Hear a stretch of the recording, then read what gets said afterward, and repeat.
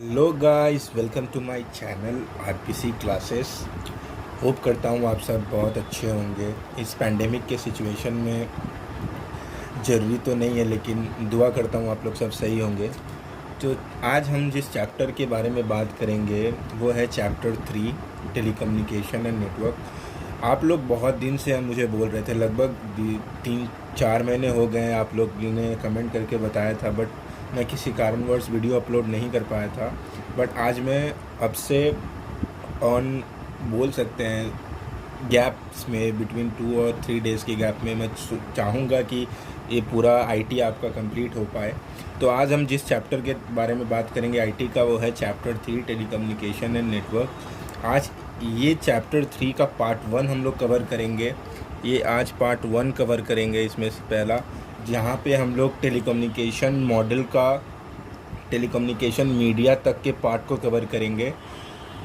और चलिए बिना किसी टाइम वेस्ट किए हुए हम लोग आगे बढ़ते हैं और इस टॉपिक के बारे में जानते हैं कि एक्चुअली क्या बताता है। और हाँ, अगर आप मेरे चैनल में नए हैं तो मेरे चैनल को लाइक करें। मेरे वीडियो को अगर आप पसंद करते हैं तो उसको शेयर करें और मेरे चैनल को सब्सक्राइब करें। बहुत सारे लोग हैं जो मेरे चैनल को 78 to 80% लोग हैं जो चैनल के वीडियोस को देखते हैं, लेकिन वो लाइक नहीं करते, ना ही मेरे चैनल को सब्सक्राइब करते हैं। अरे यार, आप लोग सब्सक्राइब नहीं करोगे तो मैं कैसे काम करूँगा? थोड़ा मेरे को भी मोटिवेशन मिलेगा। आप लोग सब्सक्राइब करो यार। चलिए बिना टाइम वेस्ट किए बात करते हैं कि हर एक ऑर्गेनाइजेशन में हमें क्यों एक नेटवर्क, एक टेलीकम्युनिकेशन नेटवर्क क्यों चाहिए, एक कंप्यूटर नेटवर्क क्यों होना ज़रूरी है। तो वाई वी नीड, और बोल सकते हैं what are the advantages of a network. तो पहला एडवांटेज यह है कि फाइल शेयरिंग से नाम से ही पता चलता है कि अगर एक ऑर्गेनाइजेशन में हमारे पास नेटवर्क रहेगा तो we are able to share files it with ease. हम लोग बहुत आसानी से अपने फाइल्स को और अपने डेटा फाइल्स को एक जगह इकट्ठा करके एक बार में हम लोग ट्रांसफ़र कर पाएंगे। दूसरा क्या है? दूसरा है रिसोर्स शेयरिंग। रिसोर्स शेयरिंग का मतलब बता ही रहा है नाम से, रिसोर्सेज का मतलब कंप्यूटर रिसोर्सेज को हम लोग शेयर कर पाएंगे। लाइक प्रिंटर्स को, अगर एक ऑर्गेनाइजेशन में नेटवर्क है तो नेटवर्क के थ्रू, लाइक आजकल एग्जांपल के तौर पे देखें तो ऐसा प्रिंटर्स आया है जो कि वाईफाई कनेक्टेड है, वाईफाई से कनेक्ट हो पाता है। तो अगर मेरा वाईफाई से कनेक्ट हो पाएगा तो पहले की तरह एक प्रिंटर से एक बार प्रिंट नहीं कर पाएगा, एक टाइम पे बहुत आदमी एक्सेस करके एक साथ प्रिंट दे पाएगा। तो that is called resource sharing. उसके बाद रिमोट एक्सेस। अगर एक नेटवर्क रहेगा, if there is a network, then आप रिमोट एक्सेस मतलब ऐसे जगह से जहाँ पे अगर आपका नेट कनेक्शन है, अगर there is a possibility that there is a network, then आप उस नेटवर्क को यूज़ करके, नेटवर्क यानी दैट मीन्स द इंटरनेट को यूज़ करके आप रिमोट एक्सेस कर पाएंगे। मतलब एक छोटे से छोटी जगह से एक्सेस कर पाएंगे अपने डेटा को, अपने इन्फॉर्मेशन को जो आप स्टोर करके रखे होंगे on the network of the organization. चौथा है शेयर्ड डेटाबेस। शेयर डेटाबेस का मतलब क्या होता है? ये एक जो ऑर्गेनाइजेशन में काम करने वाले लोग होते हैं उनका एक कॉमन डेटाबेस होता है, जो मल्टीपल यूज़र्स एक साइमल्टेनियसली एक के बाद एक एक्सेस करते हैं उनके ज़रूरत आने पे। तो दैट इज़ कॉल्ड, इसीलिए यहाँ पे इसको बोला गया कॉमन डेटाबेस। फॉल्ट टॉलरेंस का मतलब क्या होता है कि अगर आपके ऑफिस में या आपके ऑर्गेनाइजेशन में एक अच्छा इंटरनेट नेटवर्क रहेगा तो आप क्या कर पाएंगे? आप बेटर बैकअप रख पाएंगे, सिक्योरिटी अच्छा रहेगा आपका डेटा का, और आपके पास ये एबिलिटी होगी कि आप किसी भी तरह के प्रॉब्लम्स या इश्यूज से आप अपने आप को, अपने डेटा, अपने इन्फॉर्मेशन को रिकवर कर पाएंगे। छठवां, 6th पॉइंट क्या है? Internet access and security. अगर आपके पास इंटरनेट होगा, अगर इंटरनेट एक्सेस होगा तो आप क्या कर पाएंगे? हम लोग multiple users at the same time work कर पाएंगे। उसके बाद आप better security over the network रख पाएंगे, आप बेटर सिक्योरिटी प्रोवाइड कर पाएंगे अपने नेटवर्क के ऊपर, अपने ऑर्गेनाइजेशनल डेटा के ऊपर। तो ये था नीड, क्यों हमें ज़रूरत है एक टेलीकम्युनिकेशन नेटवर्क का या एक कंप्यूटर नेटवर्क का इन एन ऑर्गेनाइजेशन। तो इसके बाद हम लोग जो चीज़ बात करेंगे जिस पॉइंट का, वो है टेलीकम्युनिकेशन मॉडल। तो टेलीकम्युनिकेशन मॉडल के बारे में बात करेंगे। टेलीकम्युनिकेशन मॉडल में टोटल 4 पार्ट्स हैं। टेलीकम्युनिकेशन मॉडल के 4 पार्ट्स होते हैं। लाइक पहला होता है टर्मिनल, दूसरा होता है टेलीकम्युनिकेशन प्रोसेसर्स, तीसरा होता है टेलीकम्युनिकेशन मीडिया या चैनल, चौथा होता है कंप्यूटर्स और पांचवा होता है टेलीकम्युनिकेशन कंट्रोल सॉफ्टवेयर। 5 होते हैं। तो टर्मिनल्स क्या होते हैं? टर्मिनल्स, जैसे एग्जांपल हम टर्मिनल्स का लें तो टर्मिनल्स क्या होता है, लाइक टर्मिनल्स वो इनपुट और आउटपुट डिवाइसेस होते हैं, इनपुट या आउटपुट डिवाइसेस होते हैं जो डेटा सोर्स को, मतलब एक मैसेज को वो इंटेंडेड यूज़र्स तक पहुंचाते हैं, एक मैसेज को वो इंटेंडेड यूज़र्स तक पहुंचाते हैं। ये हर वो इनपुट और आउटपुट डिवाइस है जो कि ट्रांसमिट करता है और रिसीव करता है डेटा फाइल्स को ओवर द नेटवर्क। इसमें टर्मिनल्स को हम लोग ऐसे ही बोल सकते हैं, they are the starting and stopping points in any telecommunication network. Like video terminals होते हैं, माइक्रो कंप्यूटर्स होते हैं, टेलीफोन जो हम लोग यूज़ करते हैं वो होते हैं, ऑफिस इक्विपमेंट्स होते हैं, एक्सेट्रा। टेलीकम्युनिकेशन प्रोसेसर्स क्या होते हैं? सर टेलीकम्युनिकेशन प्रोसेसर्स क्या होते हैं? टेलीकम्युनिकेशन प्रोसेसर्स का मतलब होता है कि वह सारा प्रोसेसर जो कि डेटा ट्रांसमिशन को सपोर्ट करता है, ध्यान से सुनिएगा, डेटा ट्रांसमिशन को सपोर्ट करता है और रिसेप्शन लाता है between the terminals and other computers. Terminals में और अदर, मतलब एक मान लो ए है और ये बी है, तो इन दोनों के बीच में ये रिसेप्शन लाता है, ठीक है, by providing variety of support functions और कंट्रोल फंक्शंस। इसमें क्या होता है कि ये टेलीकम्युनिकेशन प्रोसेसर्स में क्या क्या इंक्लूड है? एनआईसी होता है, नेटवर्क इंटरफेस कार्ड, फिर मॉडेम्स इसका पार्ट होता है, मल्टीप्लेक्सर्स होते हैं, इंटर नेटवर्क प्रोसेसर्स होते हैं। तो ये इन टेलीकम्युनिकेशन प्रोसेसर के 4 भाग होते हैं। अब नेटवर्क इंटरफेस कार्ड क्या होता है? बहुत इंपॉर्टेंट पॉइंट है, पूछ सकता है कि व्हाट इज़ नेट, ऐसे पूछता नहीं है बट देखा जाए तो नेटवर्क इंटरफेस कार्ड एक बहुत ही मतलब कॉमन चीज़ है जो आदमी मैक्सिमम लोग को पता होता है। नेटवर्क इंटरफेस कार्ड क्या होता है कि ये मान लो ये कंप्यूटर है, पता नहीं आपको दिख रहा है कि नहीं, मान लो ये कंप्यूटर है, ये क्या करता है, इस कंप्यूटर को नेटवर्क के साथ कनेक्ट करता है नेटवर्क के साथ, तो इसी को बोला जाता है एनआईसी, ठीक है। इसमें एडिशनल मेमोरी होता है for the purpose of buffering of incoming and outgoing data packets. Modems क्या होता है? मॉडेम्स एक डिवाइस होता है जो कि डिजिटल कंप्यूटर सिग्नल को एनालॉग टेलीफोन सिग्नल में कन्वर्ट करता है और एनालॉग टेलीफोन सिग्नल को रिकन्वर्ट करके डिजिटल फॉर्म में कन्वर्ट करता है। ये जो होता है, ये कंस्ट्रक्शन होता है, 2 चीज़ों से मिलकर बना होता है, मॉड्यूलेट्स एंड डीमॉड्यूलेट्स। उसके बाद है मल्टीप्लेक्सर। मल्टीप्लेक्सर क्या होता है? ये एक कम्युनिकेशन प्रोसेसर होता है जो कि अलाउ करता है एक सिंगल केबल को, ये बोलता है कि सर आप एक सिंगल केबल ही हैं और आप कैरी करेंगे साइमल्टेनियस डेटा को। ये बोलता है it allows a single communication channel to carry simultaneous data transmission from many terminals, ठीक है। उसके बाद क्या होता है? मल्टीप्लेक्सर के बाद होता है इंटर नेटवर्क प्रोसेसर।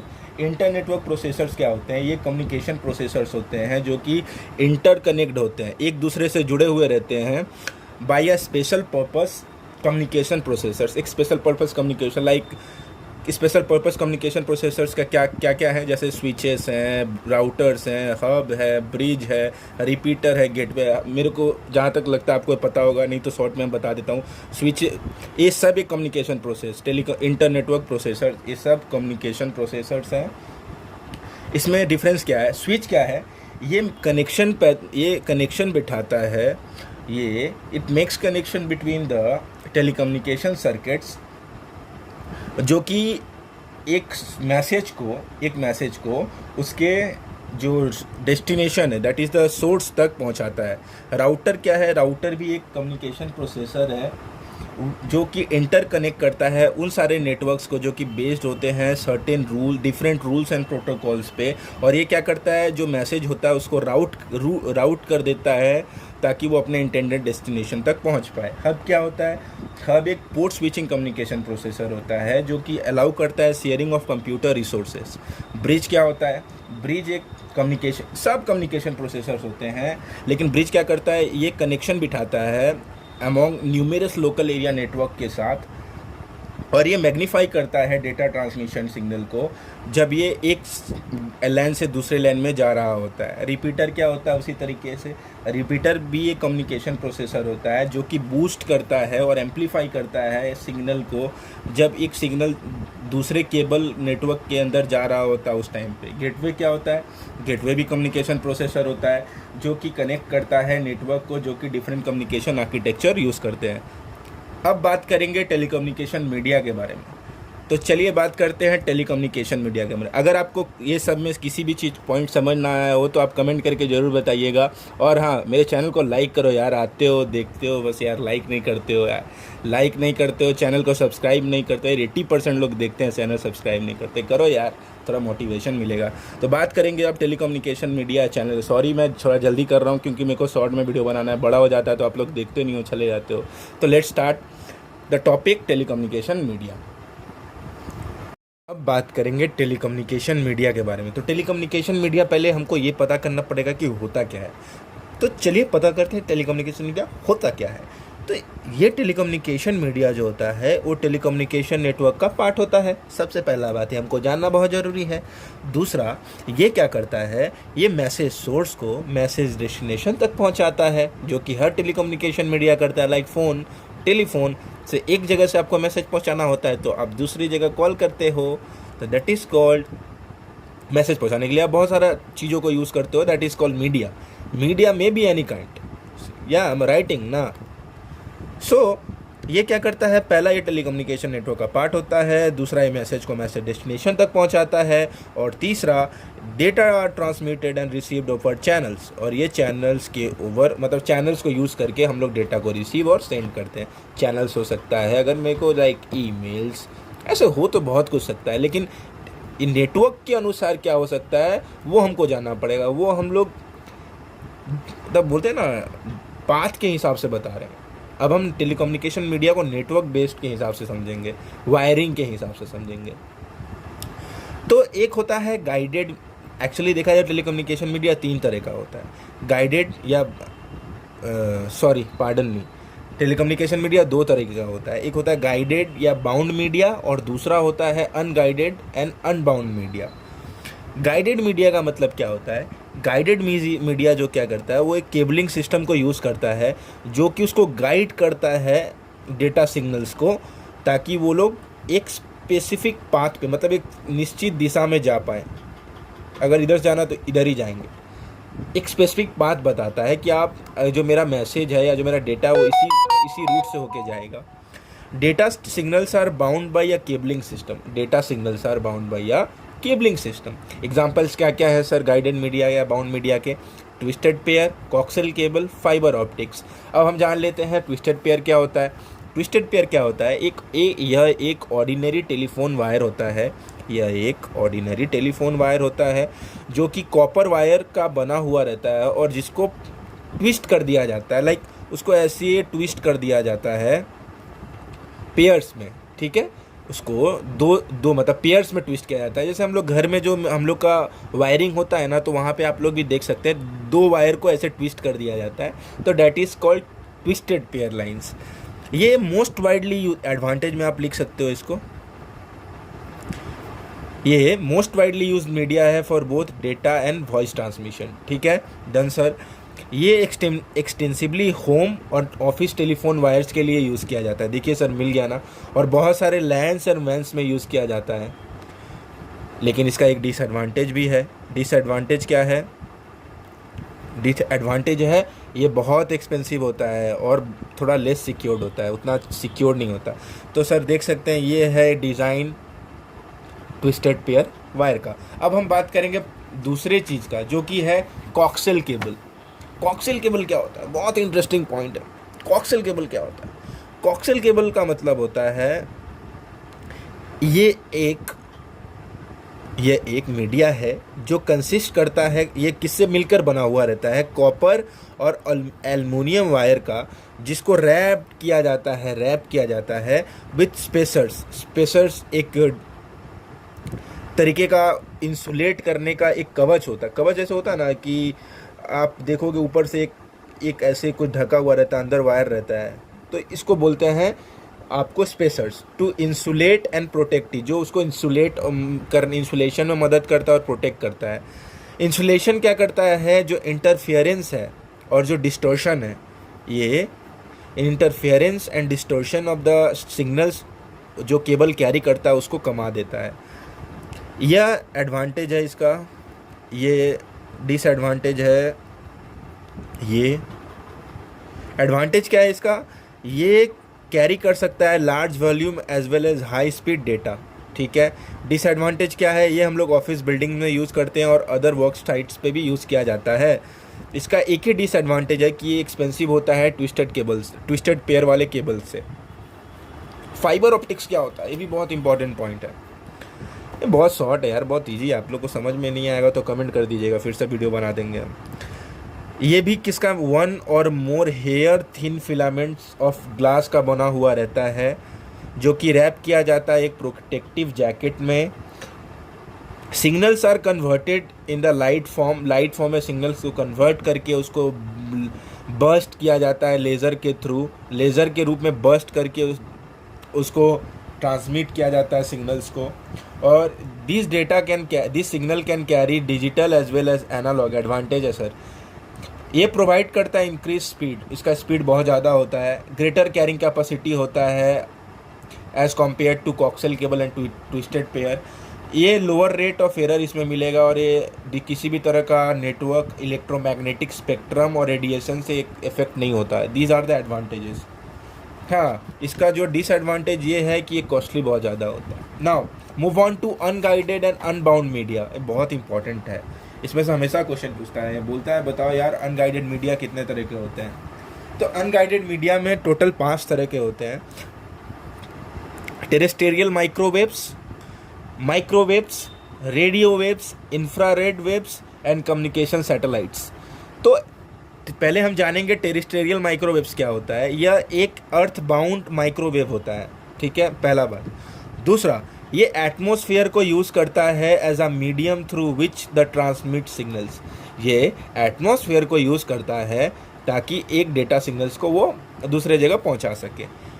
ये यूज़ करता है, इसको हम लोग यूज़ करते हैं ताकि अपने high volume as well as long distance communication of data, both data और वॉइस ट्रांसमिशन में, मतलब हम बताते हैं क्या है, इसका हम लोग यूज़ करके हाई वॉल्यूम और साथ ही साथ लॉन्ग डिस्टेंस दोनों का, बोथ डेटा एंड वॉइस दोनों का हम लोग ट्रांसमिशन कर सकते हैं in the form of electromagnetic waves के रूप में। ये नॉर्मल तरीके से हम लोग नहीं डेस्टिनेशन तक पहुंचा सकते, इसको हम लोग इलेक्ट्रोमैग्नेटिक वेव्स के तरह, जो कि इनविजिबल फॉर्म ऑफ नहीं, क्या बोलते हैं उसको हम लोग, माइक्रोवेव जो होता है।